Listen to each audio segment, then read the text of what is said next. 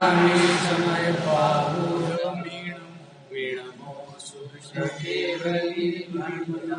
अभी एक बार मैं पढ़ लेता हूँ, यू कैन फॉलो मी, मतलब आप बस ध्यान दे सकते। वंदितो सव सिद्धे ध्रुवमचल मनोवमं गदिं पते वोच्छामि समय पाहुड मीणमो सुध केवली भणिदम्। नमः समय साराय स्वानुभूत्या चकासते चित् स्वभावाय भावाय सर्वभावान्तरच्छिदे अनंत धर्मणस्तत्त्वं पश्यन्ति प्रत्यगात्मनः अनेकान्तमयी मूर्तिर् नित्यमेव प्रकाशता परपरिणति हेतो मोहनामनुभावा दविरतमनुभाव्य व्याप्तिकल्माशिताया मम परम विशुद्धि शुद्ध चिन्मात्र मूर्ते भवतु समय सार व्याख्यैवानुभूते।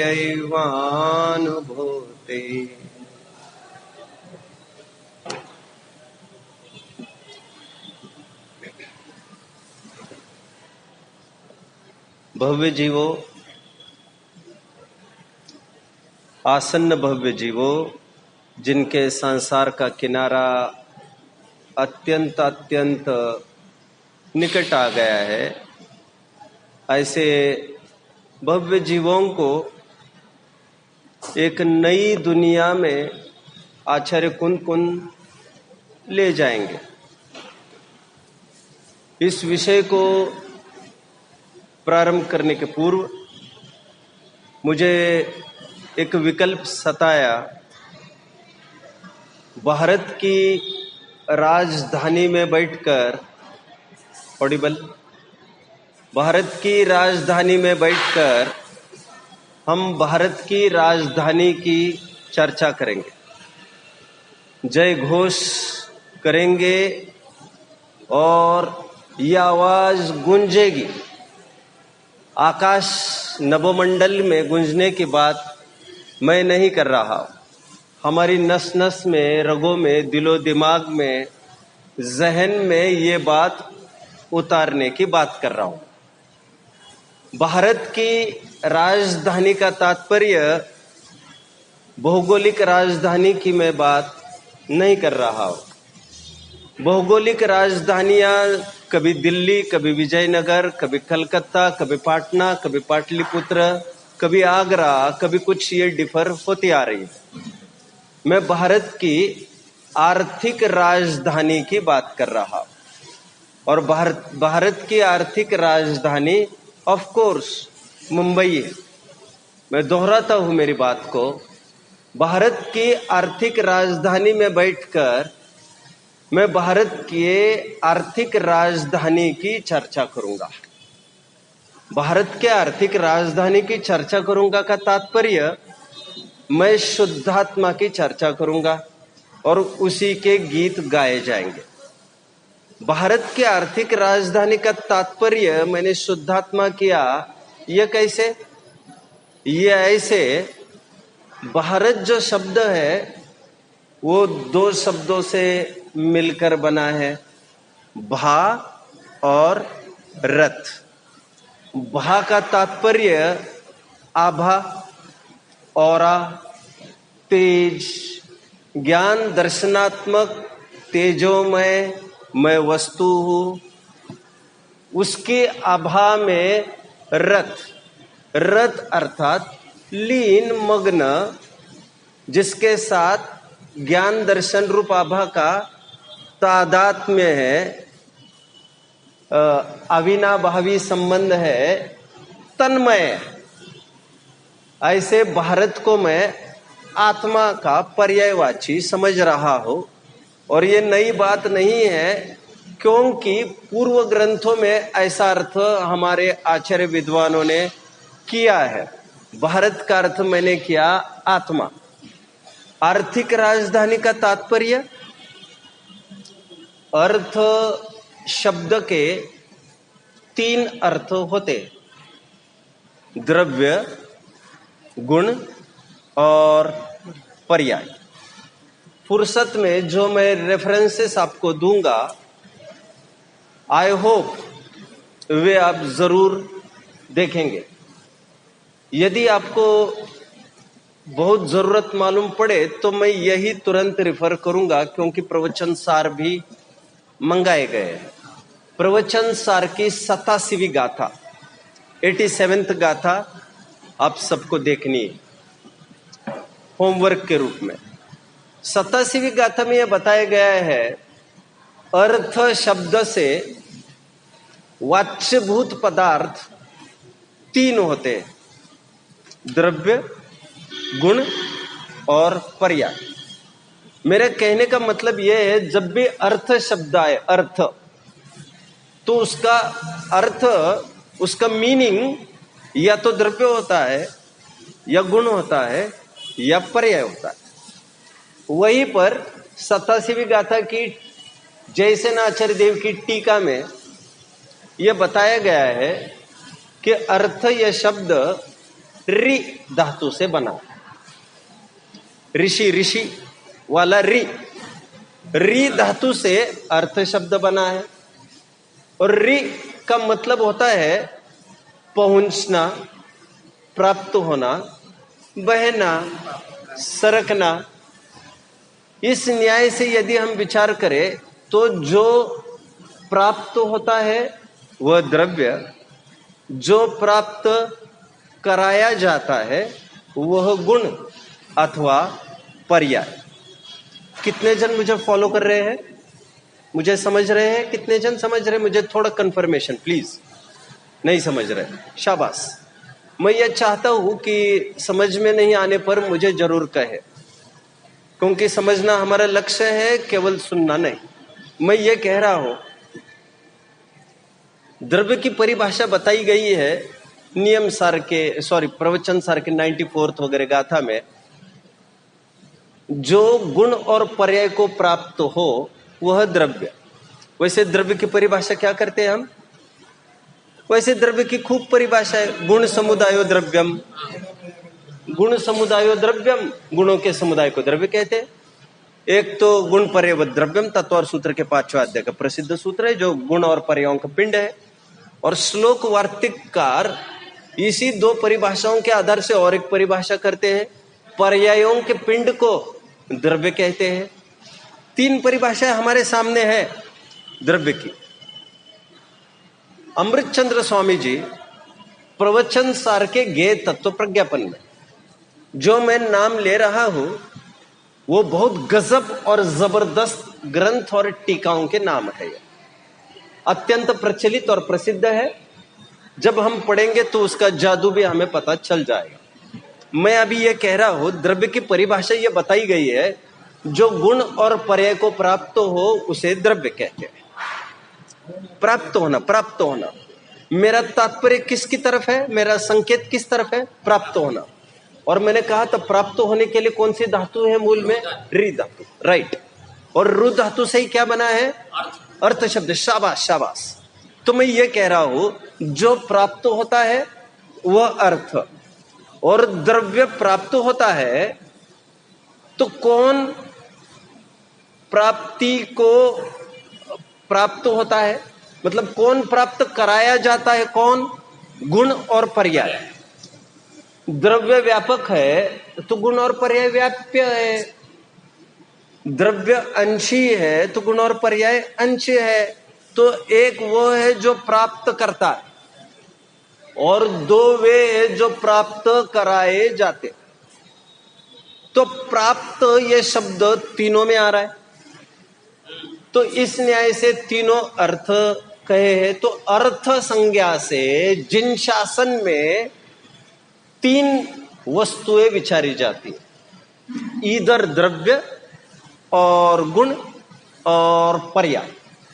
अभी गुण की परिभाषा इस न्याय से होगी, जो द्रव्य के द्वारा अक्रम रूप से प्राप्त होता है उसे गुण कहते हैं, और जो द्रव्य के द्वारा क्रम रूप से प्राप्त होता है उसे पर्याय कहते हैं। तीन परिभाषाएं आपके सामने मैंने रखी, एक द्रव्य की, एक गुण की, एक पर्याय की। आप पर्याय की परिभाषा मुझे रिपीट करके दिखाएंगे प्लीज। हाँ, पर्याय की परिभाषा भूल गए? एक मिनट बोलिए। राइट, गुण की, ठीक है। विशेष चर्चा तो हम आगे आने वाले समय में कर ही लेंगे। फिलहाल मैं आपको यह कह रहा था, मैं पहली पंक्ति को दोहरा देता हूं। मेरी पहली पंक्ति कौन सी थी आज के सेशन की महत्वपूर्ण पॉइंट? भारत की आर्थिक राजधानी में बैठकर मैं भारत की आर्थिक राजधानी की चर्चा करूंगा। मैं मुंबई में बैठकर आत्मा के आर्थिक राजधानी की चर्चा करूंगा। आर्थिक राजधानी मतलब आर्थिक मतलब द्रव्य गुण पर्याय, अथवा उत्पाद व्यय द्रव्य, इसे कहते हैं अर्थ। और इन तीनों की कैपिटल। नहीं, उत्पाद व्यय और द्रव्य कैसे अर्थ शब्द से निकला? ये तो द्रव्य गुण पर्याय, द्रव्य गुण और पर्याय। राइट। उत्पाद व्यय और द्रव्य कैसे? द्रव्य गुण पर्याय कहो अथवा उत्पाद व्यय द्रव्य कहो, एक ही बात है, क्योंकि उत्पाद प्लस व्यय इज इक्वल टू पर्याय, और गुण को द्रव्य में लिया जाता है। तो वस्तु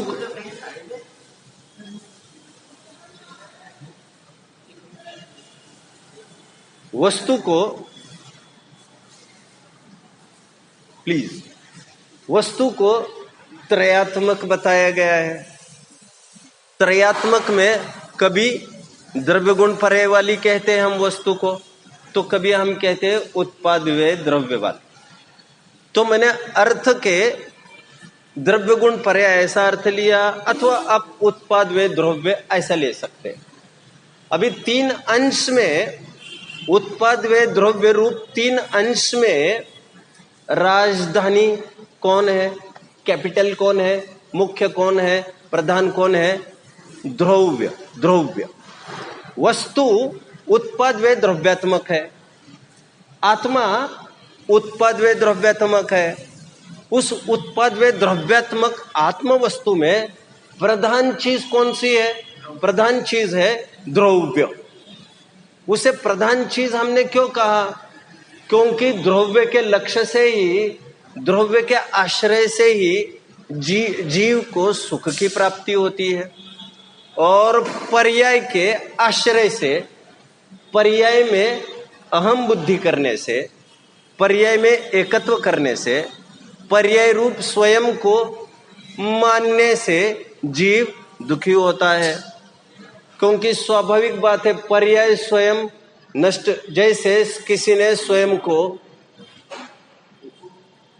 क्लियर है ना?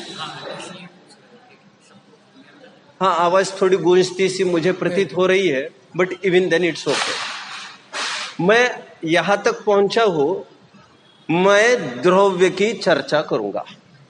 निष्कर्ष के रूप में मैं एक ही लाइन बोल रहा हूं, मैं द्रव्य की चर्चा करूंगा।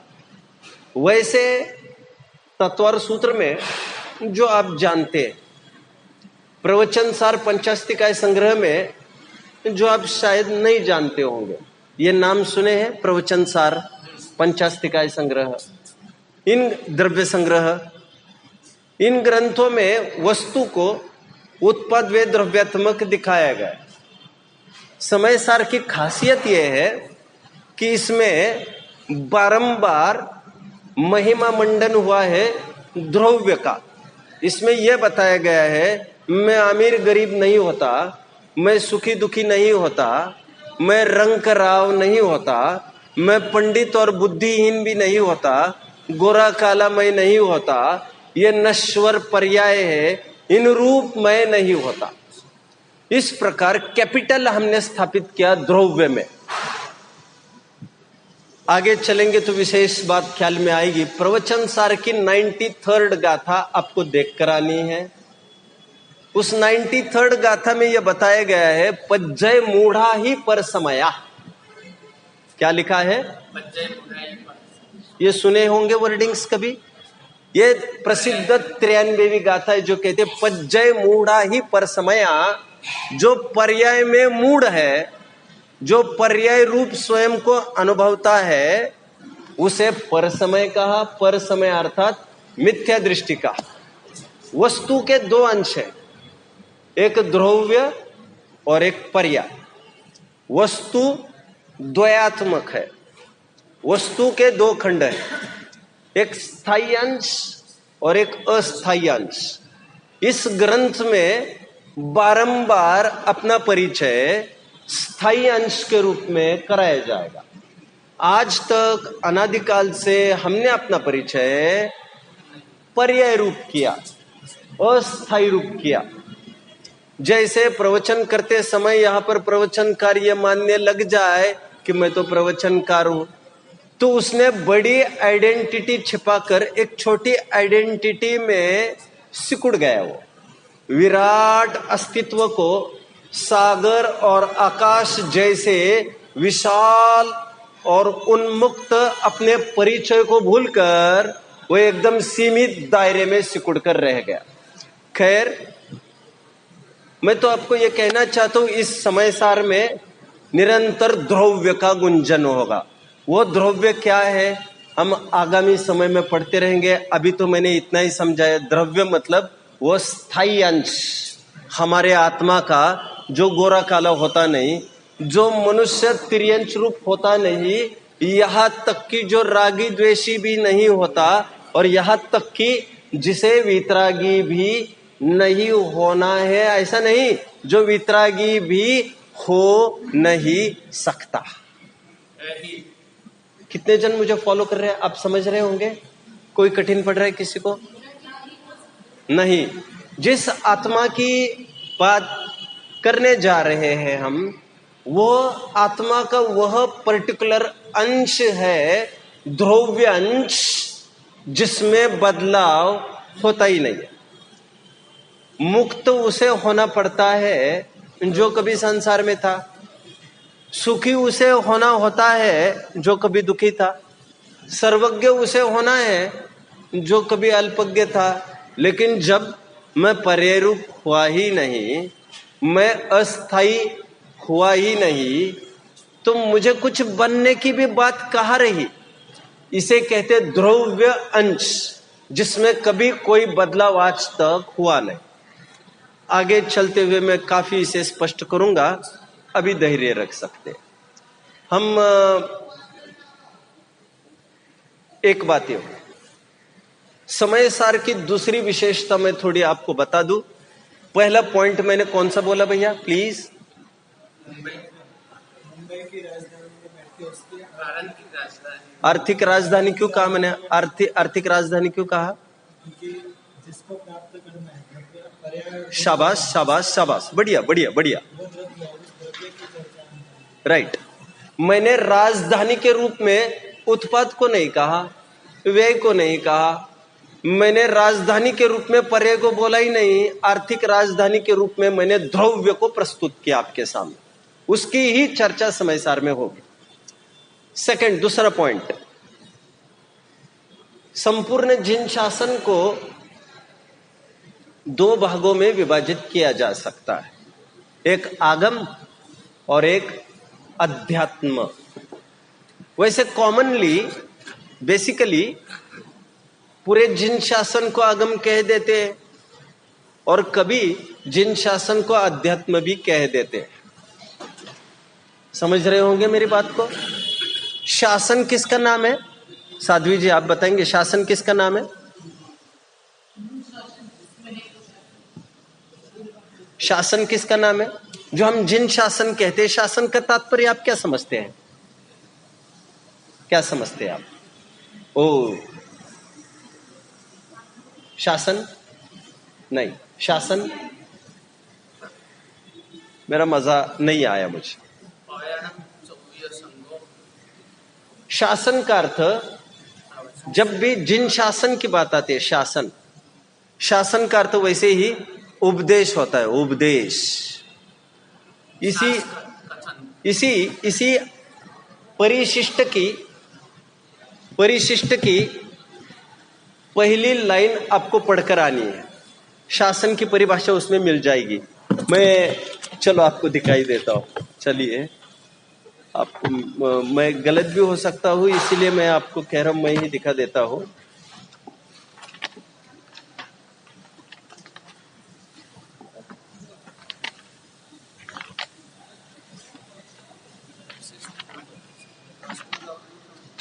हाँ,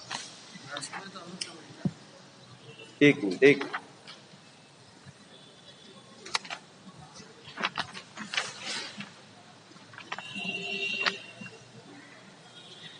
हाँ प्लीज, यह परिशिष्ट की पहली ही लाइन है।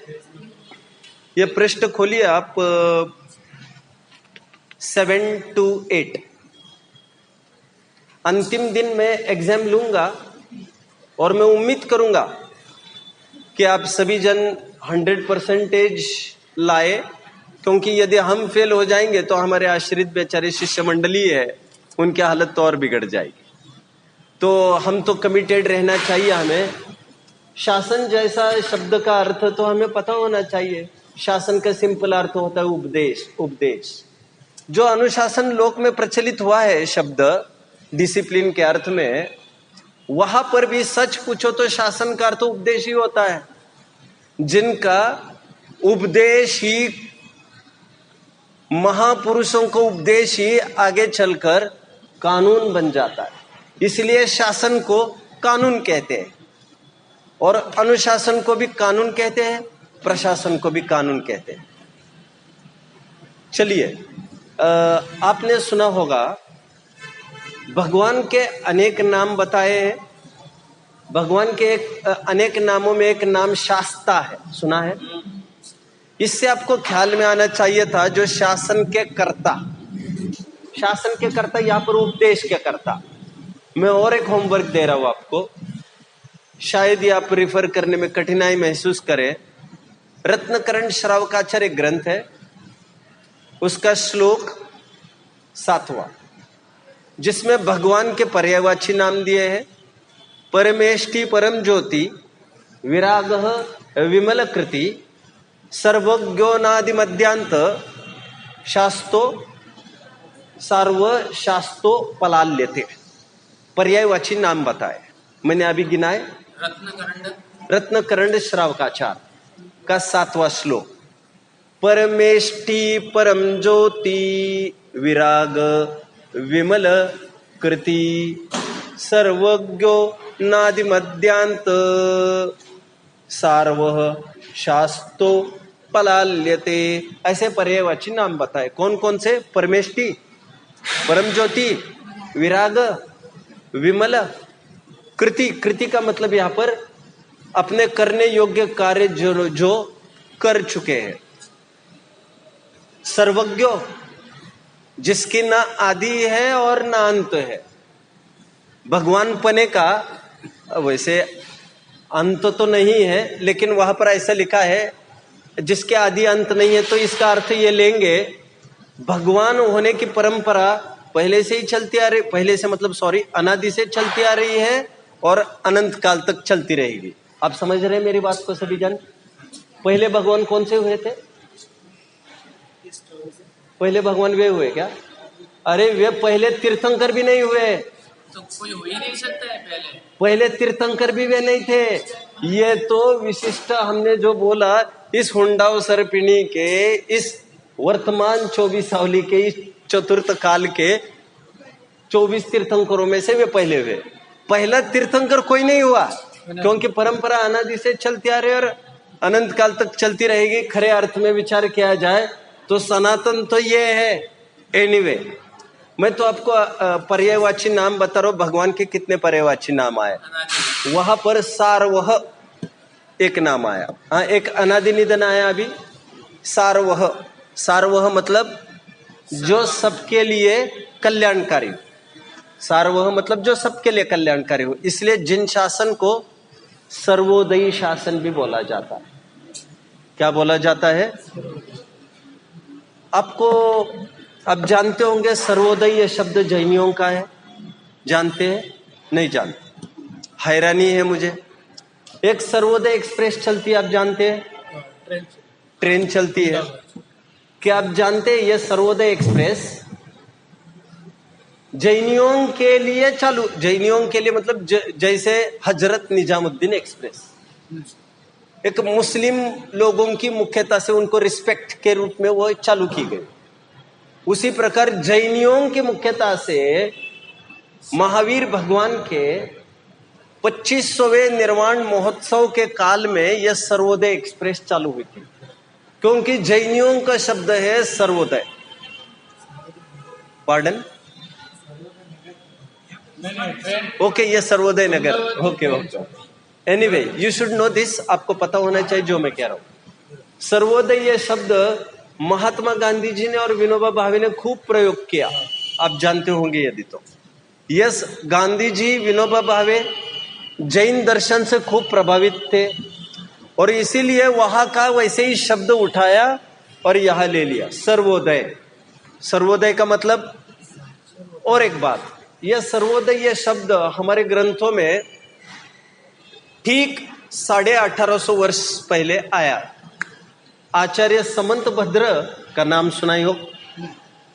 समंत भद्र आचार्य, जिनके ग्रंथ की मैं अभी बात कर रहा था, रत्नकरण श्रावकाचार्य। आप्तमीमांसा तो महाराज जी सुनाई होगा, देवागम स्तोत्र तो सुनाई होगा, पढ़ा भी होगा। वहां पर सबने पढ़ा था देवागम स्तोत्र, जहां पर मैं अभी गया था हेम नीले जी महाराज साहब के पास। वहां पर आप्तमीमांसा पढ़ चुके थे वे और उनके शिष्यगण भी। आप्तमीमांसा तो पढ़ना चाहिए, गजब का ग्रंथ है। इसके लेखक आप्तमीमांसा का हुआ तो देवागम स्तोत्र का, एक ही, दो नाम है, एक ही ग्रंथ है। इसके रचयिता समंत भद्र आचार्य देव है। उन्होंने साफ साफ लिखा है, सर्वोदय तीर्थ मिदंत वैव। जैन शासन के लिए पर्यायवाची नाम दिया सर्वोदय शासन। यहां पर सार्वह एक शब्द का प्रयोग मैं कर रहा था, सार्वह। सार्वह मतलब सर्वोदय। सर्वोदय मतलब जो जिसमें सबके कल्याण की बात आती, जिसका आश्रय लेकर सभी जनों का कल्याण होता है, उसे कहते हैं सर्वोदय शासन। महाराज जी एक प्रश्न पूछा मूल ग्रंथों में हमारे कि सर्वोदय शासन जिन शासन को कहा है, इसका आश्रय लेकर तो संगी पंचेंद्रिय ही अपना कल्याण कर सकता है, असंगी कैसे कल्याण करेगा? एक इंद्रिय दो इंद्रिय कैसे कल्याण करेगा? आप समझ रहे होंगे। संगी तो सीधा कल्याण कर सकता है, मुनि दशा अंगीकार करके, सम्यक दर्शन, सम्यक ज्ञान, सम्यक चारित्र अंगीकार करके। सम्यक दर्शन तो चारों गति के जीव अंगीकार कर सकते हैं, बट महाव्रत केवल मनुष्य ही अंगीकार कर सकता है। अरहंत सिद्ध की प्राप्ति मनुष्य ही अंगीकार कर सकता है। 5 परमेष्टि में से 4 परमेष्टि, 4 पद केवल मेरी बिरादरी के हैं। यह मनुष्य पर एक खासियत हो गई। खैर, अरहंत सिद्ध, सॉरी, सिद्धों को छोड़कर अरहंत, आचार्य, उपाध्याय, साधु, ये 4। हाँ ठीक है, इजी। मैं तो आपको यह कह रहा था, मैं क्या कह रहा था, क्या प्रश्न था साध्वी जी? हाँ, मूल तो यही चल रहा है, बट मैं ये कह रहा था मूल ग्रंथों में प्रश्न पूछा कि आप जिन शासन को सर्वोदयी शासन कह रहे हैं, जिससे सबका कल्याण होगा, पर सबका कल्याण कैसे हो सकता है? इसमें संगी पंचेंद्रियों का कल्याण हो सकता है, वे कैसे कल्याण करेंगे? तो ग्रंथ में बहुत जबरदस्त समाधान किया गया है इसका। वे कहते उनका भी कल्याण होगा। कह रहे कैसे होगा? वो ऐसे होगा, जब कोई जीव महाव्रत को अंगीकार करेगा तो वह षटकाय जीव की हिंसा नहीं करेगा। जब स्थावर की हिंसा नहीं करेगा, पांचों स्थावर की, तरस की भी नहीं करेगा, उसमें पांचों स्थावर, एक इंद्रिय, दो इंद्रिय, तीन इंद्रिय का भी अपना कल्याण हो जाएगा। कल्याण का तात्पर्य यहाँ पर वे भी सुख को प्राप्त होंगे। अतीन्द्रिय सुख की मैं बात नहीं कर रहा हूं अभी। इस प्रकार इसमें सबके कल्याण की बात आती है। एक जीव आजीवन हरि का त्याग करता है, सेवन का, हरि के सेवन का, सचित के सेवन का। हरि का तात्पर्य किसी रंग से नहीं है। यदि सचित का त्याग करता है तो आप कल्पना करिए कितने जीवों की राशि को उसने बचा लिया। लाखों करोड़ों योनियां कही है। वनस्पति कायिक आपको पढ़ लेना चाहिए। एनीवे, इस प्रकार मैंने आपको पार्डन, हाँ, मैं कह रहा हूं एक शब्द के कई अर्थ होते हैं साध्वी जी। जब हम कहते धर्म की खूब प्रभावना हो रही है, इस तत्व सभा को देखकर भी लोग कहते धर्म की प्रभावना हो रही है। यह कौन सा धर्म है? धर्म तो आत्मा में स्थिर होने को कहते हैं। धर्म की प्रभावना तो स्थिर होने में है। इस झुंड में और भीड़ में धर्म की प्रभावना नहीं हुआ करती। धर्म की प्रभावना एकांत में होती है, स्वरूप गुप्त होकर, अपने में समाने पर। एनीवे, उपचार के कथन होते हैं, इसे व्यवहारिक कथन कहते हैं। व्यवहार में शुभ भाव को भी धर्म कहा जाता है। परमार्थ से होता नहीं है, लेकिन व्यवहार इतनी सहूलियत दे देता है बोलने की। तो इस न्याय से मैंने कहा कि इसमें सबके उदय की बात है का तात्पर्य इसमें सबका कल्याण हो। इसीलिए लिव एंड लेट लिव, ऐसा जो कहा जाता है, स्वयं भी जियो और अन्यों को भी जीने दीजिए। एनीवे, तो मैं लौट कर आता हूं। मैं मूल शासन शब्द की ओर था। पहले तो मैं मेरा प्लान बता देता हूं आपको। मेरा प्लान वैसे ये था कि मैं 38 गाथाएं पूरी करूंगा इस बार, लेकिन फिर मैंने ये भी मानस बनाया है कि मैं 12 गाथाएं भी पूरी कर लूं यदि तसल्ली से, तब भी चलेगा। और महाराज जी ने मुझे ये अनुमति दी है कि आप आपके पेस से चल सकते हो। वैसे 2-3 दिन में मैं स्वयं अंदाज ले लूंगा आपकी समझ वगैरह को देखकर, कि मुझे कितनी पेस में दौड़ना है। मैं तो कितनी भी पेस में दौड़ सकता हूं, बट मैं चाहता हूं हर एक छोटे छोटे बिंदु आपको क्लियर होते जाए। जैसे शासन, ये शब्द बीच में आ पड़ा और शासन की परिभाषा मुझे दिखाने का भाव हुआ, क्योंकि शासन का अर्थ तो हमें पता होना चाहिए। शासन का अर्थ होता है उपदेश। फिर शासन का अर्थ डिसिप्लिन के रूप में कैसे प्रचलित हुआ? क्योंकि महापुरुषों का जो उपदेश होता है वही कानून बन जाता है बाद में। मैं फिल्में 20 साल हो गए मैं फिल्में नहीं देखता हूं, लेकिन मुझे कोई ये कह रहा था कि पंडित जी जो आप कह रहे हैं ये बात, ये अभी अभी एक मूवी रिलीज हुई बाहुबली, तो उस मूवी में हूबहू ये डायलॉग है कि महापुरुषों का वचन ही कानून होता है, शासन होता है।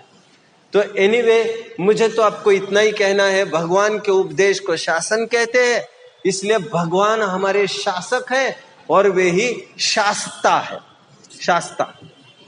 एनीवे, तो मैं यहां से लाइन पढ़ के दिखाता हूं। देखिए, स्याद्वादो ही, संस्कृत समझेंगे?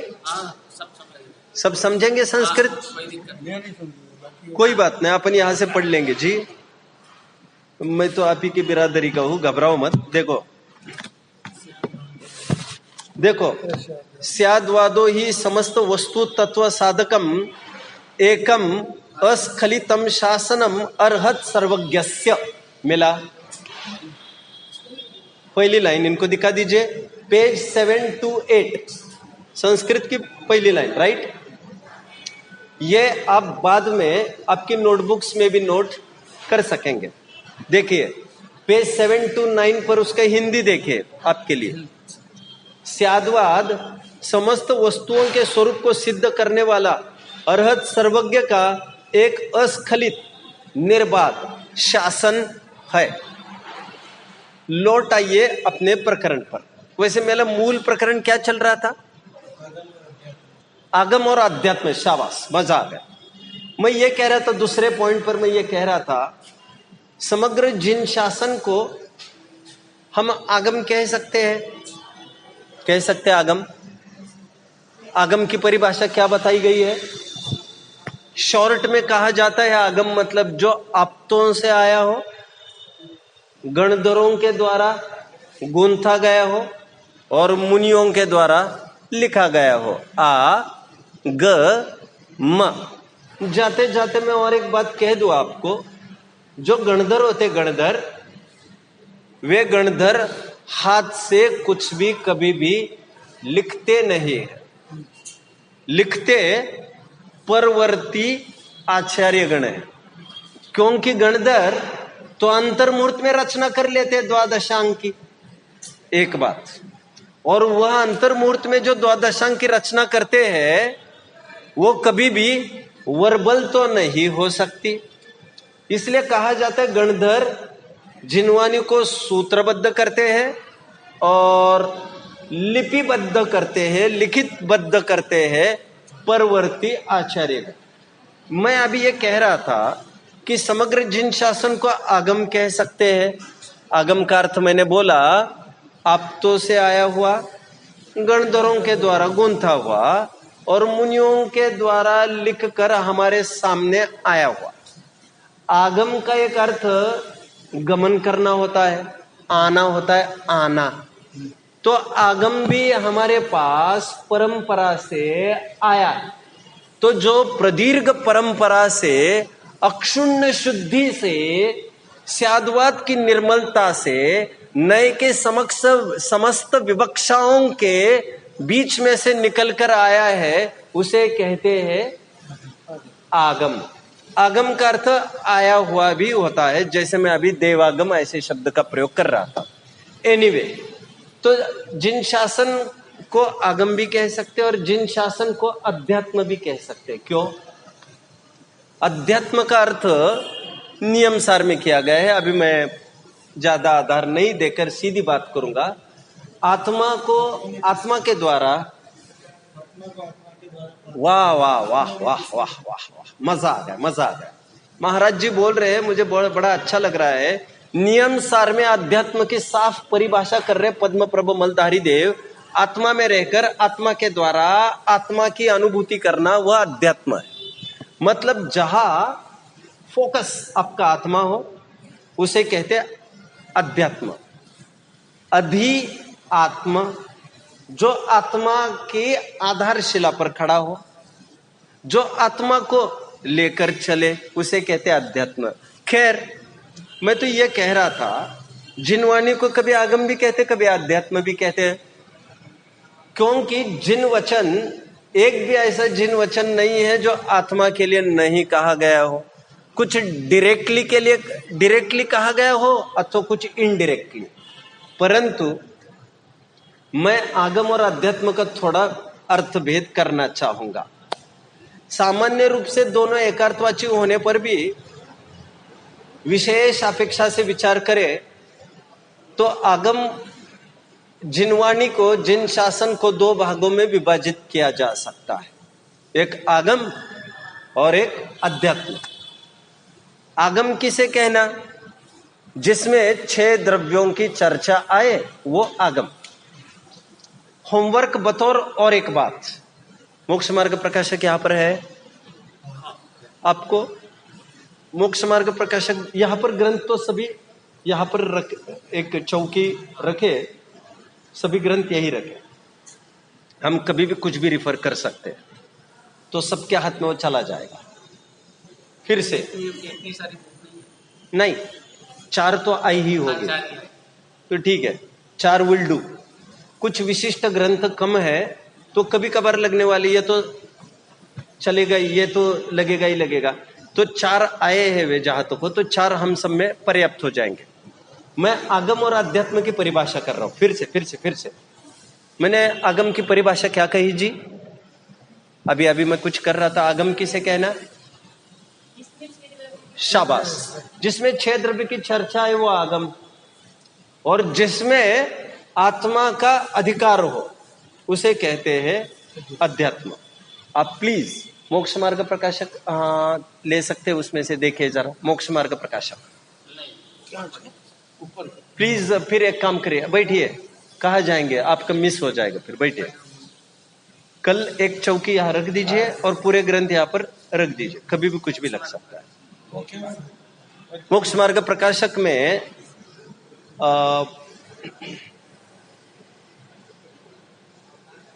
शायद परमार्थ वचनिका होगी, उसमें यह लाइन है, वस्तु का स्वरूप स्वागम, आत्मा का अधिकार, जहां आत्मा का अधिकार हो वह अध्यात्म। क्या बोला? वस्तु का स्वरूप वो आगम, और जहां आत्मा का अधिकार वो अध्यात्म। वस्तु का स्वरूप वो आगम मतलब जिसमें सभी वस्तुओं का स्वरूप आया हो, जीव, पुद्गल, धर्म, अधर्म, आकाश और काल।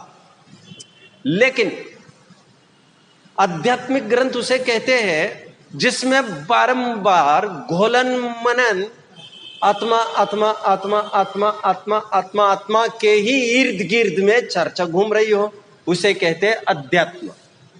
समय सार जो ग्रंथ हम पढ़ने जा रहे हैं वह एक आध्यात्मिक ग्रंथ है। हर एक गाथा में आपको उसी आत्मा की चर्चा मिलेगी। मैं आपको थोड़ा सैंपल के रूप में बता देता हूं। देखिए, पहली गाथा देख लीजिए।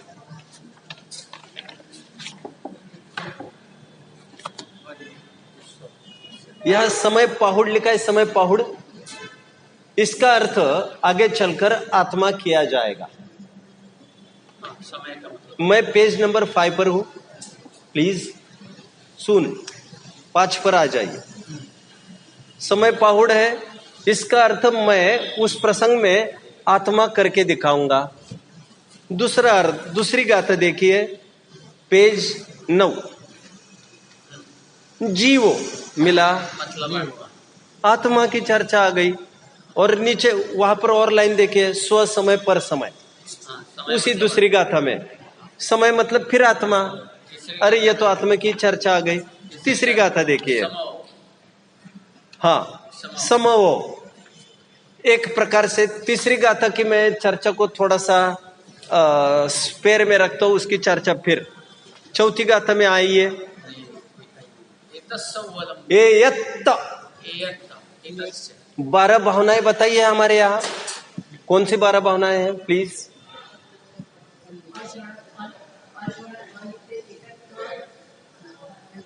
बीच में कोई बोलिए मत, है ना? हाँ,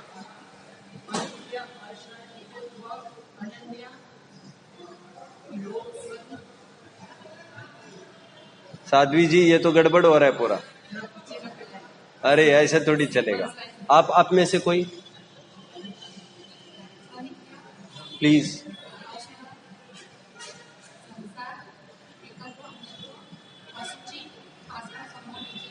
ओ प्लीज।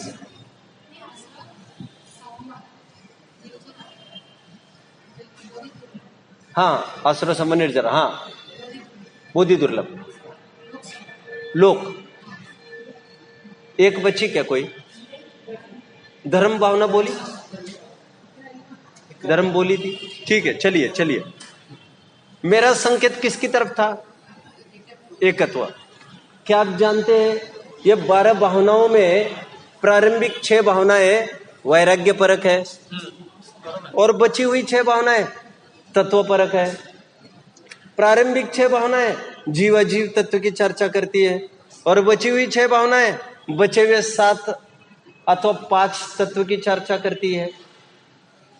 क्योंकि कोई 7 तत्व कहते, कोई 9 तत्व कहते, उस न्याय से मैं बात कर रहा हूं। एकत्व का तात्पर्य मैं आपको कह रहा हूं कि चौथी गाथा में एकत्व वर्ड आया, फिर आत्मा की चर्चा आई। 5वीं गाथा लीजिए। तमेतविहत्तम। तो पहली 6 भावना के अंदर आए तो वो तो वैराग्य सूचक है, आत्मा तत्व सूचक कहाँ पर? अनित्यत्व शरणते में देखिए, मान्यता। लिसन, मैंने अभी एक बात कही कि प्रारंभिक जो 6 भावनाएं हैं वे जीव और अजीव तत्व की चर्चा करते हैं। हाँ ठीक। चलिए, क्लियर। अनित्य, अशरण, नहीं, एक बीच में बोल रहा हूँ कि जब जीव और अजीव की बात कर रहे हैं प्रारंभिक 6 भावना, तो उस 6 भावना के अंदर तो फिर वैराग्य तत्व क्यों बताए? पहली 6 भावना के अंदर आत्म तत्व का ही निरूपण होना चाहिए। जहाँ पर जीव अजीव का निरूपण कर रहे हैं आप, तो वहां पर वैराग्य की भावना नहीं होनी चाहिए, वहां पर तो आत्म तत्व की शुद्धि की भावना होनी चाहिए। तो ये तो कॉन्ट्रावर्सी हो रहा है, ऐसा लग रहा है कि एक जगह पर वैराग्य का मतलब दूसरा है और जीव अजीव तत्व का चिंतन वो दूसरी बात है। जीव अजीव का इस कदर चिंतन करना है कि जिससे तुम्हें विरक्ति हो कि वो अनित्य है, दगेबाज है, धोखेबाज है, असार है, अशरण है, अशुचि है, छूने लायक नहीं है, नाम लेने लायक नहीं है।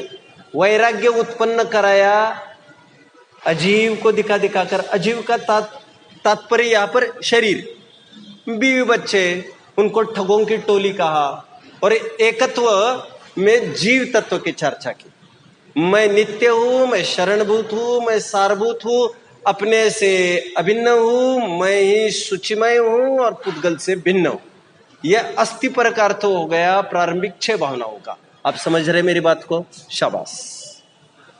तो मैं कहां पर खड़ा था? मैं ये आपको कह रहा हूं, आपकी हर एक गाथा देखिए, आपको उसी आत्मा की गूंज मिलेगी। आप आंख बंद करिए और गाथा खोलिए, आपको उसी की चर्चा मिलेगी। अब अंतिम गाथा की ओर ले चलते हैं। 415वीं गाथा खोलिए।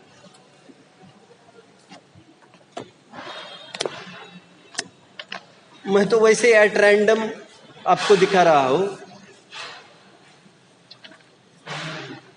जो समय पावन मिला 722 722 पेज पर है।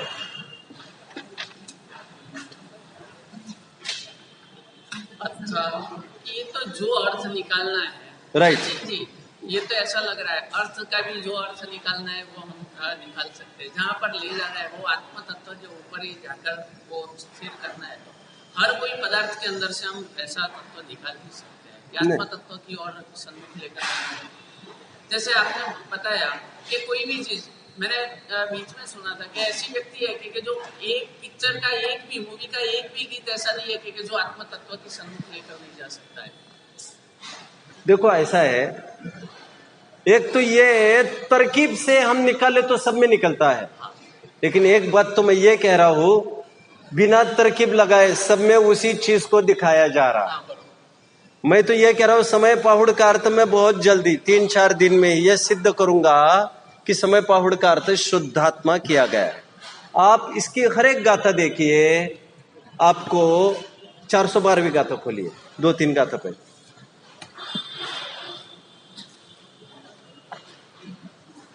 अप्पाणम मिला 713 पे 713 अप्पाणम मुख्य, ठीक है। हाँ, आप तो कोई भी गाथा खोलिए उसमें आत्मा की बात मिलेगी।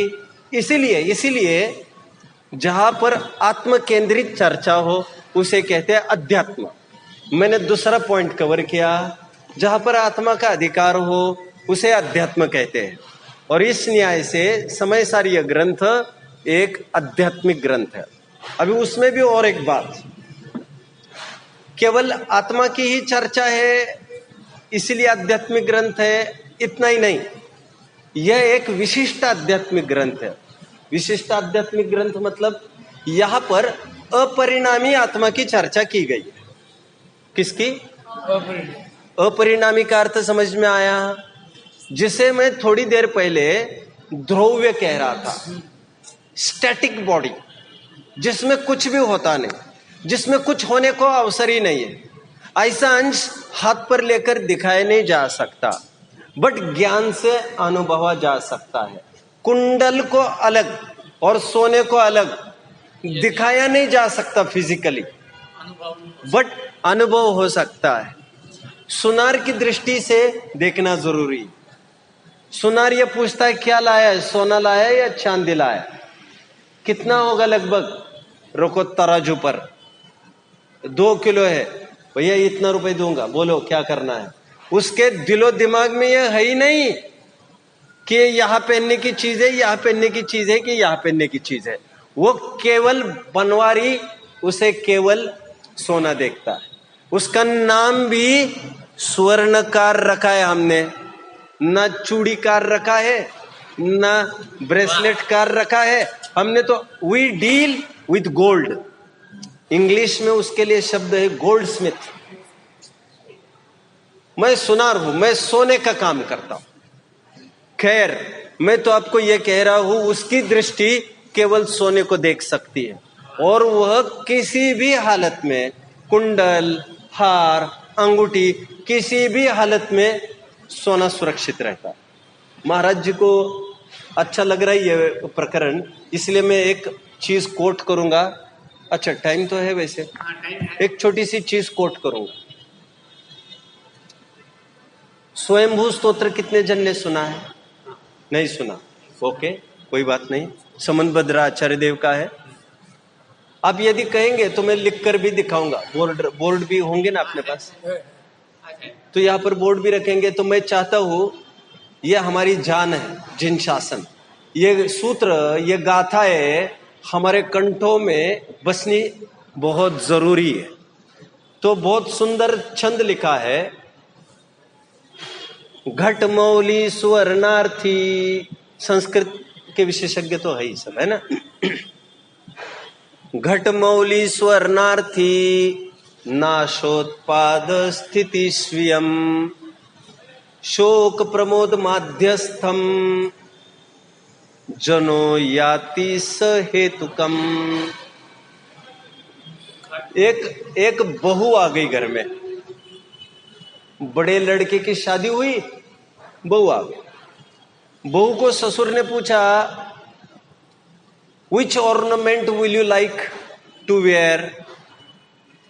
तो उसने कहा कि मैं तो चाहती हूं एक घड़ा बन जाए सोने का, तो मैं उसे रोज देखती रहूंगी, उसी में पानी डालूंगी, उसी में पीऊंगी, और लोगों के सामने इतराने को अवसर मिलेगा, क्योंकि घड़ा दिखता बड़ा है। तो घड़ा बन जाए, तो ओके घड़ा बन गया। 2-4 साल इतराती रही। 4 साल के बाद छोटे लड़के की शादी आ गई, बहू आ गई। उसे पूछा बहू को, बहू what would you like to wear? उसने कहा पिताजी मैं मुकुट बनाना चाहूं, मौली मौली। तो पापा ने कहा ओके। तो उसका मुकुट बन गया। जैसे मुकुट बन गया, पहली बहू शोक में डूब गई, दूसरी बहू प्रमोद में उल्लासित हो गई। बट ससुर जी ये सोच रहे 4 किलो गोल्ड था, 4 किलो रह गया, वो तो माध्यस्थ। घट मौली स्वर्णार्थी, घट मौली स्वर्णार्थी नाशोत्पाद स्थिति स्वयं शोक प्रमोद माध्यस्थम जनो याति सहेतुकम। जिसको जो चाहिए, जिसकी नजर में जो है, उसको उसके अनुसार फल मिलता है। जिसकी नजर में सोना ही बैठा है, उसको कैसी भी अवस्था है उसको क्या फिक्र है। जिसके नजर निगाह में, दृष्टि में एक जीव ही बसा है, अब अमीर भी हो गरीब भी हो, 10-20 गाथाएं ज्यादा भी आ जाए, कुछ कम भी हो जाए, कुछ व्रत संयम में अधिकारी भी हो, कुछ व्रत संयम में हीनता भी हो। हीनता मतलब मैं शिथिलता की बात नहीं कर रहा हूं, कुछ 19-20 हो जाए,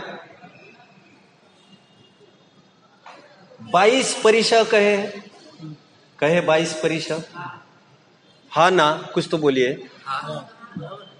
एक प्रज्ञा परिषद है और एक अज्ञान परिषद, उसका मतलब बताएंगे मुझे? प्रज्ञा परिषद और अज्ञान परिषद एक साथ अधिकतम कितने परिषद हो सकते हैं? मैं इससे हटकर भी बात कर रहा हूं, चल रहा है ना? चलेगा, कोई दिक्कत नहीं है। और मुझे आदत नहीं है करने की, विषय से बनकर चल। लेकिन आप लोगों को देखकर मुझे लग रहा है आपको सर्वांगीण ज्ञान होना चाहिए। ज्ञान कराने के लिए यह सेकेंडरी बात हो गई, बट ज्ञान होने के लिए यह प्राइमरी बात है। अधिकतम साध्वी जी, अधिकतम कितने परिशह एक साथ हो सकते हैं एक साधु के?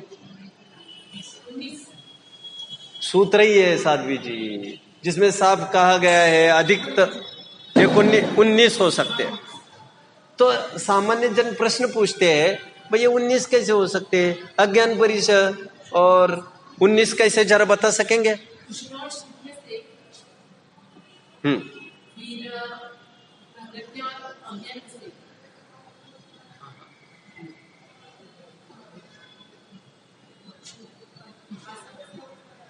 मैं होमवर्क दे दूं आपको? होमवर्क देता हूं, ठीक है? अब सोच कर आइएगा और मुझे बता दीजिएगा, ओके? ठीक है। देखिए, प्रज्ञा और अज्ञान ये दोनों परिचय एक साथ रहते हैं, तो बड़ा अटपटा लगता है, भैया दोनों परिचय एक साथ कैसे बोल रहे हैं?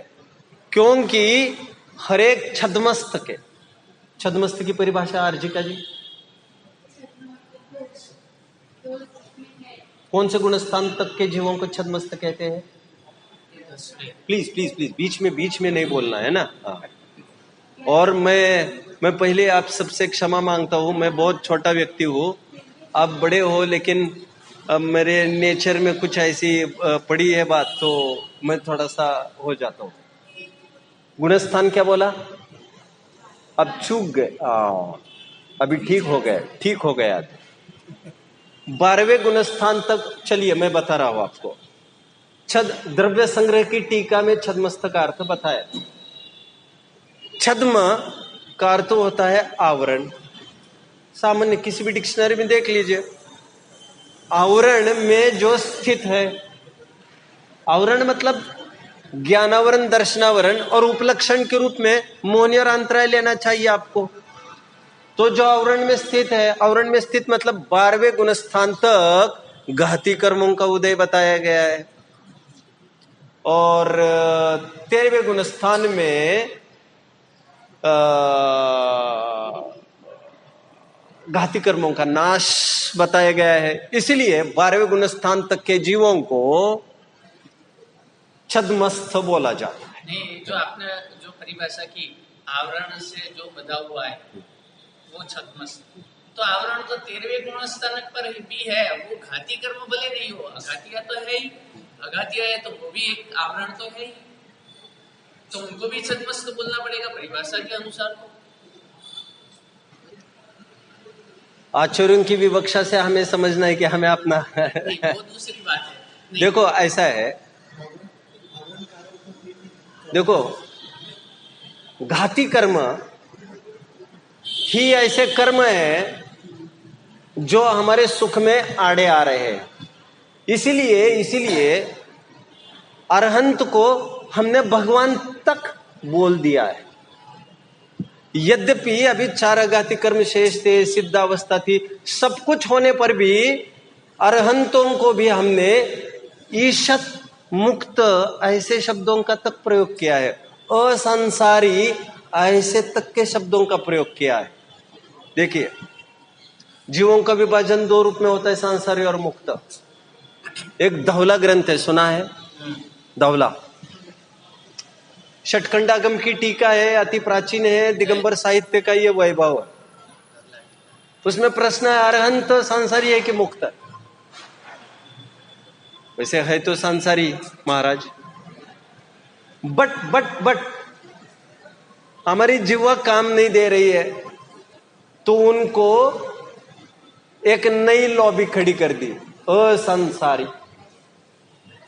13वें गुणस्थानवर्तियों को कहा ईशत संसारी, और 14वें गुणस्थानवर्ती जीवों को कहा असंसारी। असंसारी मतलब तो मुक्त होता है यार। नहीं, लेकिन हमें मुक्त नहीं कहेंगे, मुक्त ये टाइटल ऑलरेडी सिद्धों को दिया गया है। तो इस प्रकार अरहंतों को जब हम भगवान कह रहे हैं, तो हम उनको कह देते हैं कि जिन्होंने कर्मों का अभाव किया है। और कर्म में घाती कर्म ही मूल में दुखदाई है, तभी तो उनको घाती कहा गया है।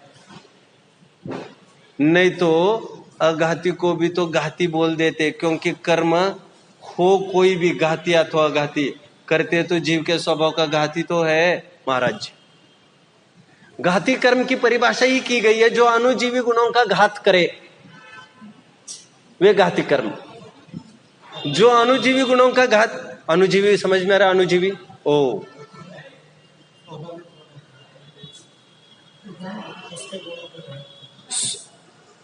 ग्रंथों में परिभाषा है, स्वभाव रूप धर्मों को अनुजीवी गुण कहते। ज्ञान, दर्शन, सुख, वीर्य को अनुजीवी गुण कहते। देखिए, कर्म कोई भी हो वो घात करते है जीव का, हा या ना? अघाती कर्म में वेदनीय कर्म वह भी अव्यबादत्व का घात करते हैं कि नहीं? आयु कर्म भी अवगानत्व का घात करते हैं कि नहीं? हाँ या ना? फिर भी घाती कर्म इनको क्यों कहा? क्योंकि जीव का प्रयोजन सुखी होना है, और सुख में घातक मोहनीय कर्म था और वो हट गया। ज्ञान और दर्शन और मोहनीय अंतर वो हट गया, तो लगभग 99% काम हो गया, almost done. It's not done, totally done, but it's almost done. मुझे फॉलो कर रहे होंगे? प्रश्न उत्पन्न हुआ था कि आवरण तो अघाती कर्म को भी कहते हैं, तो फिर छद्मस्त की परिभाषा तो 14वें गुण स्थान तक जाने को जा सकती है, लेकिन आचार्यों ने ज्ञानावरण दर्शनावरण में उपलक्षण से मोहनी और अंतराय को रख दिया। एनीवे, नहीं, आपने बीच में बोला कि 13वें गुण स्थानक वाले ईसत संसारी और 14वां वाला असंसारी है। तो ईसत संसारी मतलब अभी थोड़ा सा संसार बचा हुआ है, और असंसारी का मतलब ऐसा है। प्रश्न समझ रहे हैं? अब रिपीट करिए। शाबाश, बस बस बस, मजा आ गया, मजा आ गया। इसका हेतु कोई देगा? मैं दे रहा हूं। आश्रव के 5 कारण बताए हैं ग्रंथों में। मिथ्या दर्शन, अविरति, प्रमाद का योग, योग का मिथ्या दर्शन का सद्भाव पहले गुण स्थान में बताया है। अविरति का सद्भाव 4थे गुण स्थान तक कहो या 5वें तक कह लो, समझ में आ रहा है ना?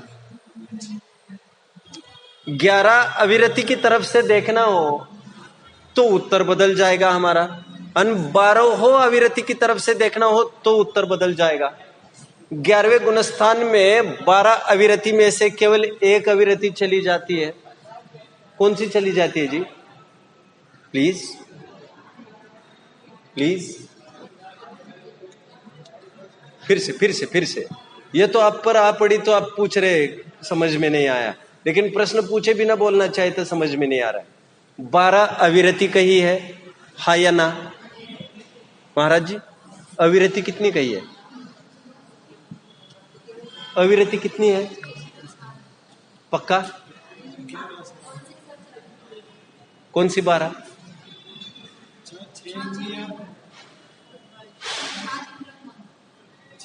6 इंद्रिय अविरति और 6 प्राणी अविरति। असंयम कह देते हैं उसको। 6 प्राणी असंयम, 6 इंद्रिय असंयम। 12 अविरति में से 5म गुण स्थान में कितनी अविरति है और कितनी चली? अच्छा, 4थे गुण स्थान में कितनी अविरति है? प्लीज, 12 पक्का?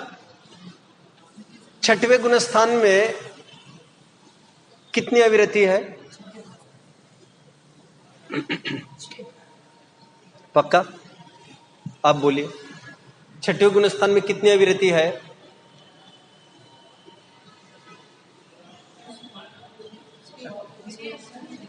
सुनिए जी, 6वें गुण स्थान वर्ती महाव्रती होते हैं, उनकी कोई अविरति रहती नहीं है। उनके इंद्रिय जय भी हुआ है, 6 इंद्रियों का जय हुआ है उनका। जो मूल गुण होते उसमें भी 6 इंद्रिय जय बोला है कि नहीं? तो 6 इंद्रिय अविरति का भी अभाव हुआ 1, और 6 का जीव का भी हनन नहीं करते तो 12 प्रकार की अविरति का त्याग। चौथे गुणस्थान में 12 प्रकार की अविरति विद्यमान, छठवें गुणस्थान में एक भी अविरति नहीं, पांचवें गुणस्थान में कुछ अविरति गई है और कुछ अविरति है। तो मेरा यह प्रश्न है, कितनी अविरति गई और कितनी है? यह सब आपको पता होना चाहिए प्लीज।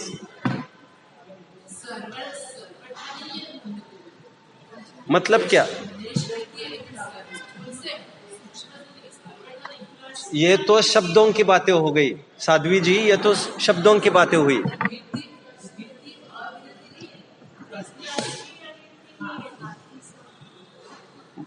केवल त्रस अविरति का अभाव हुआ है, त्रस अपेक्षा से वे विरत हो गए हैं, बाकी पांचों स्थावरों का घात उसके निमित्त से हो रहा है। और 6 प्रकार के इंद्रिय पर भी उसका विजय प्राप्त नहीं है, 11 अविरतियां भी उसकी शेष है। गोमटसार जीव कांड की एक गाथा में इसका उल्लेख है, जो मैंने यहां से कहकर दिखाया। महाराज जी का प्रश्न था कि 13वें गुणस्थान को आपने ईशत सांसारी कहा, 14वें गुणस्थान को असंसारी कहा, 12वें गुणस्थान तक के जीवों को धड़ल्ले से सांसारी कह सकते हैं, और सिद्धों को तो धड़ल्ले से मुक्त कहते ही है। ईशत संसारी इसलिए कहा क्योंकि मिथ्या दर्शन का सद्भाव पहले गुणस्थान में, अविरति का सद्भाव चौथे अथवा 5वें गुणस्थान तक, प्रमत्त का सद्भाव 6वें गुणस्थान तक। गुणस्थान का नाम है प्रमत्त संयम। कषाय का सद्भाव 10वें गुणस्थान तक, नाम ही है उसका सूक्ष्म सांप्राय, सांप्राय का अर्थ ही कषाय होता है। वीतराग कौन से गुणस्थान से चालू होते हैं महाराज जी? महाराज जी 12 से, मतलब इन्होंने जो बोलना है वो बोलना जरूरी है। हाँ, वीतरागता 11वें से प्रारंभ होती है। इसलिए हमारे भगवान जो वीतरागी है वो भगवान है। न्याय से यह बात सही नहीं है। क्यों भैया? तो क्या हमारे भगवान रागी है? नहीं, हमारे भगवान वितरागी ही नहीं है। हमारे भगवान वितरागी के साथ साथ सर्वज्ञ भी है। केवल वितरागी होने से कोई भगवान नहीं बन जाता। 11वें 12वें गुणस्थान के भी जी मुनि वितरागी ही है। 2 प्रकार के वितरागी होते, एक वितरागी छद्मस्त और वितरागी सर्वज्ञ। 11वें 12वें गुणस्थान में कषाय नहीं है, उपशांत मोह होगा या क्षीण मोह होगा। एनीवे, मैं कुछ कह रहा था, मैं ये कह रहा था कषाय का सद्भाव 10वें गुणस्थान पर और योग का सद्भाव 13वें गुणस्थान पर। तो इसीलिए वहां तक ईशत सांसारी कहा। ईशत भी क्यों कहा फिर? क्योंकि जो योग है उसको लेकर इरियापताश्रय होता है। कोई एक समय की स्थिति की तो कोई बात ही नहीं है। और कषाय न होने से केवल प्रकृति और प्रदेश का ही कहा गया है, स्थिति और अनुभाग की तो कोई खास बात तो है नहीं वहां पर। मैं अभी विशेष उसमें घुस नहीं रहा। एनीवे, मैं बाहर आता हूं। मैं आगम और अध्यात्म की बात कर रहा था, जिसमें मैंने यह सिद्ध किया कि यह ग्रंथ आध्यात्मिक ग्रंथ है और अध्यात्म में भी यहाँ पर ये विशिष्ट आध्यात्मिक ग्रंथ मैं बस कर रहा हूँ आज। क्योंकि इस ग्रंथ में केवल आत्मा बताया जाएगा ऐसा नहीं है, अपरिणामी आत्मा बताया जाएगा, ये मैं कह रहा था। अपरिणामी का अर्थ मैं ये कह रहा था, एक अपरिणामी अंश, एक परिणामी अंश। उस अपरिणामी अंश को फिजिकली अलग ना किया जा सकता, ना दिखाया जा सकता है, बट जनाया जा सकता है और जानने में आ सकता है। उसी की कोशिश यहाँ चल रही है। सब कुछ बोलकर दिखाया जाता, कान से समझा जाता, तो कथनचित अवक्तव्य क्यों बोला जाता? क्या वस्तु कथनचित वक्तव्य है, कथनचित अवक्तव्य है। किसी रूप से कहने, सप्तभंग है ना महाराज जी, सप्तभंग नहीं जान, नए हो कि पुराने हो? वैसे नए हो, कितने साल हो गए?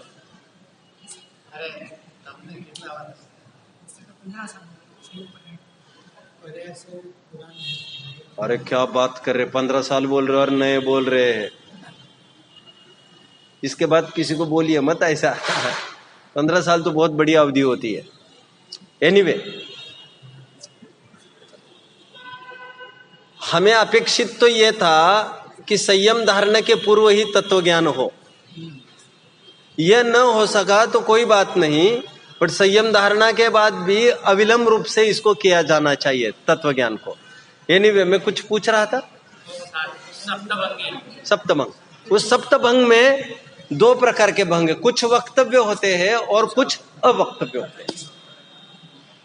अभी ये भी होमवर्क लिख लीजिए आप कि कितने वक्तव्य और कितने अवक्तव्य, ये आप ही मुझे बता दीजिए। आप में से कोई भी बता दीजिए। होमवर्क तो दिया है वैसे। सप्तभंग में से कितने वक्तव्य? अरे आप लिख रहे हैं, लिख कर देखोगे क्या? चलिए लिख कर दिखाओ। मुझे बताइए कितने वक्तव्य, संख्या बताइए, कितने वक्तव्य और कितने अवक्तव्य?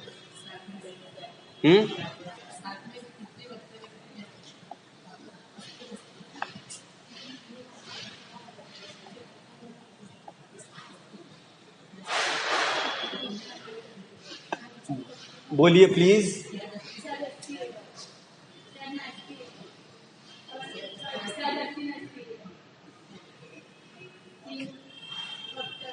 शाबाश शाबाश। मतलब पलड़ा भारी तो फिर भी अवक्तव्य का है, और तुम चाहते हो हम सब कहकर दिखाए और सुनकर तुम समझ जाओ। ऐसा नहीं होता, अनुभव का बड़ा पार्ट होता है। और इसीलिए उस द्रव्य अंश को, स्थायी अंश को ज्ञान कराया जा सकता है, ज्ञान हो सकता है, बट शब्दों में आ नहीं सकता वो जैसा आना चाहिए, और ना कान से उसका कोई सेटिस्फैक्शन भी हो सकता है। इस प्रकार ये परम आध्यात्मिक ग्रंथ है। शेष चर्चा मैं कल करूंगा। जितना मैंने प्लान किया था उसका 10% ही मैं कंप्लीट कर पाया हूँ, क्योंकि ये सब मेरे प्लानिंग में कुछ भी नहीं था जो अवंतर चर्चा में कर रहा हूँ। बट एनीवे, मैं ये समझता हूँ मैं आपको आपका समय सार्थक करूंगा, जो हेल्पफुल हो आपको वो मैं दूंगा। आपका समय यदवा तदवा, मैं फिजूल खर्ची नहीं करूंगा, क्योंकि समय की कीमत मेरी भी मैं समझता हूँ, आपकी भी मैं समझता हूँ, तो जो उपयुक्त हो वो मैं आपको दूंगा। मुझे आपका अटेंशन सबका देखकर, एकाग्रता देखकर बड़ी प्रसन्नता हुई है और अच्छा लग रहा है मुझे। Hope you all continue. मैं जो होमवर्क दिया है, मैंने जितने भी दिए होंगे, आप सब उसको रिफर जरूर करिएगा। तो देख कर आइएगा, ग्रंथ है यहाँ पर काफी सारे, उसको रिफर कर करके उसको देख कर आइए। ये परिचय का आपने बताया। पार्डन? परिचय बताया आपने। हाँ, प्रज्ञान परिचय, प्रज्ञा, हाँ। दोनों अलग कैसे? सुनिए वो किया नहीं। सुनिए, मुझे बहुत खुशी है, आपको देखकर मुझे बहुत प्रसन्नता है। प्लीज, मैंने लगभग आज तक ये देखा है, जो साधर्मी होते हैं, जो कार्यकर्ता होते हैं, सेवा में आगे आगे होते हैं, वे यहाँ पर सोते जरूर है, लेकिन मुझे खुशी है अब दोनों जगह चुस्त तंदुरुस्त हो। प्रश्न है, भाई का प्रश्न है, प्रज्ञा परिचय और अज्ञान परिचय ये दोनों एक साथ कैसे हो सकते हैं? वहीं से विषय चालू हुआ था। मैं ये कह रहा था छद्मस्थों के द्वादशांक का भी ज्ञान क्यों न हो जाए, फिर भी उनको अज्ञानी कहा जाता है। हाँ या ना? हाँ या ना? औदैक अज्ञान 12वें गुणस्थान तक कहा है। हाँ या ना? हाँ या ना?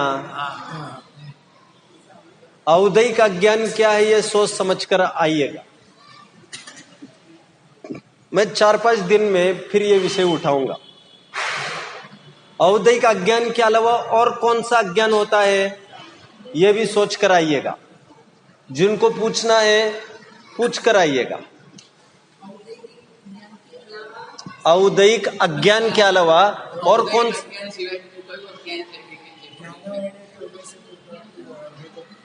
प्रश्न मैंने बोल दिया, फिर से रिपीट करना। सुनिए सुनिए, मैंने अभी अभी ये कहा 12वें गुण स्थान तक अज्ञान होता है। मैंने ये कहा, मैंने कहा वो अज्ञान वैसा नहीं है जैसे दुनिया समझती है। वो अज्ञान औदैहिक अज्ञान है, बीच में बोलना नहीं। सामर्थ्य हो तो मैं यहां बिठाऊंगा। ये उत्तर देकर हम प्रमादी बनाना चाहते हैं क्या इनको? हर जगह नेतागिरी करनी है आपने।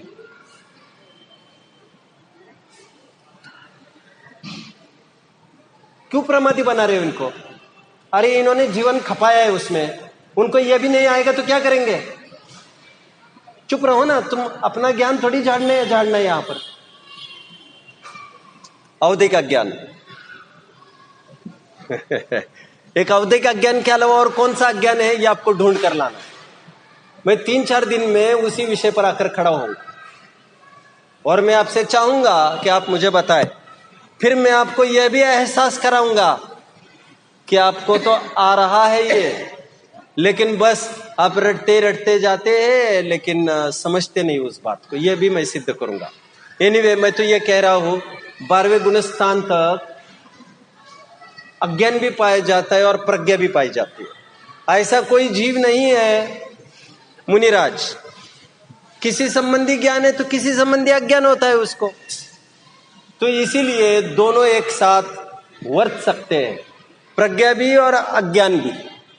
इसलिए जो 19 परिषद जय कहे हैं, उन 19 परिषद जयों में प्रज्ञा को भी लिया, अज्ञान को भी लिया है। तो मेरा यह प्रश्न था, अब गेटिंग नाउ, तो मेरा यह प्रश्न था, तो फिर कौन से 3 हटे हैं, यह मेरा प्रश्न था। तो ये आपको बताना है। अभी आपको होमवर्क आप पूरा करके आइएगा। यहां नहीं बताएगा ना कोई नहीं बताएगा। औदैहिक अज्ञान का भी मेरा प्रश्न नहीं है जी, मेरा अज्ञान का प्रश्न नहीं है जी। मेरा ये है 19 परिषद कहे हैं, वे 3 कौन कौन से नहीं है, ये मेरा प्रश्न है। साफ क्लियर। औदैहिक अज्ञान की बात को लेकर मैं 3-4 दिन के बाद फिर खड़ा होऊंगा, ठीक है? तो बस कल से मैं उम्मीद करता हूं आप समय का ख्याल करें। समय का मैं बड़ा पाबंद और सख्त हूं। मैं 1 मिनट भी व्यवधान बर्दाश्त नहीं करता हूं। तो मैं आपसे अपेक्षा करूंगा, समय की कीमत आप करें तो समय भी आपकी कीमत करेगा। ठीक। ओम। आपके कुछ प्रश्न होते हो यदि, तो मुझे या तो यहीं पर पूछे, लिखित रूप में दे। आक्रोश और सत्कार परिचय एक साथ हो सकता है। महाराज जी, मैं उत्तर बता देता हूं। शय्या, चर्या और निषद्या, तत्व और सूत्र पढ़ा है साध्वी जी, ऐसे कैसे चलेगा? हम तो कह सकते हैं हमें पढ़कर सालों हो गए, आपका तो जीवन ही है, इसके बिना हमारी मौत है, मौत। ज्ञान ध्यान तपो रखता हम तो लोडेड चाहिए, लोडेड। सिपाही होता ना, सिपाही, उसके गन उसके पास निरंतर हुआ करती। अब जानते हो, और एक बात बताता हूं, जानकारी की बात बताता हूं। पुलिस 2 प्रकार के होते हैं, एक हवलदार होता है डंडे वाला, और एक गनमैन होता है, गनमैन।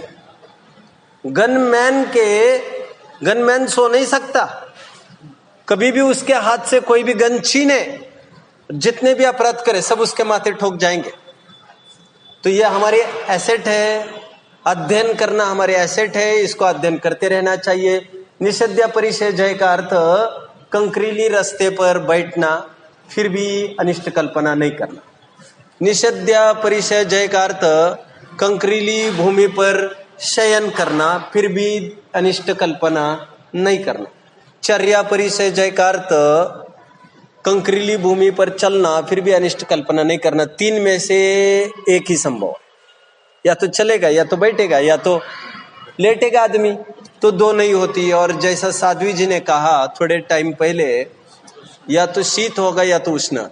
भूख और प्यास के शिकार छद्मस्त निरंतर रहे, इसलिए क्षुधा और पिपासा इन दोषों का अभाव ठेठ 13वें गुण स्थान में होता है, जहां पर 18 दोषों का अभाव बताया। क्षुधा तृषा का अभाव वहां बताया, उससे पहले ये निरंतर चलते रहते हैं। असाता वेदनीय के उदय के निमित्त से चलता रहता है। तो बीच में एक प्रश्न, प्लीज। आक्रोशवध तो हो सकता है एक साथ में, लेकिन आक्रोशवध और सत्कार तीनों में से कोई भी, ये तो दो हो सकते, तीनों हो सकते, तीनों हो सकते। सत्कार परिचय जय का अर्थ क्या समझते हो? मान सम्मान देने पर भी साधु अपने आप में तो स्थित है, हाँ, तो वो सत्कार परिचय का जय है। सत्कार परिचय जय का अर्थ करते समय टीकाकारों ने यहाँ तक कहा है, मैं इतनी साधना कर रहा हूं फिर भी देखो मुझे आचार्य नहीं मिल रहे और इनको मिल रही है। ऐसा हो सकता। तो देखो ऐसा है, समय समय से आपका प्रश्न जायज है, बट यह समय समय की बात है, कौन क्या कब असर कर जाए। जैसे क्रोध मान माया लोभ एक समय में एक ही कषाय होगी, बट सत्ता में सभी पड़ी रहती है, कौन कब हावी हो बात अलग है। ठीक उसी प्रकार समझ लेना चाहिए कि एक साथ यह सब विद्यमान रहते। जैसे एक साथ अवधि और मन पर ये दोनों रह सकते हैं, लब्ध रूप बट उपयोग रूप एक ही रहता है, उसी प्रकार समझ लेना चाहिए। ठीक है, किसी को कोई और डाउट? ओम नमः।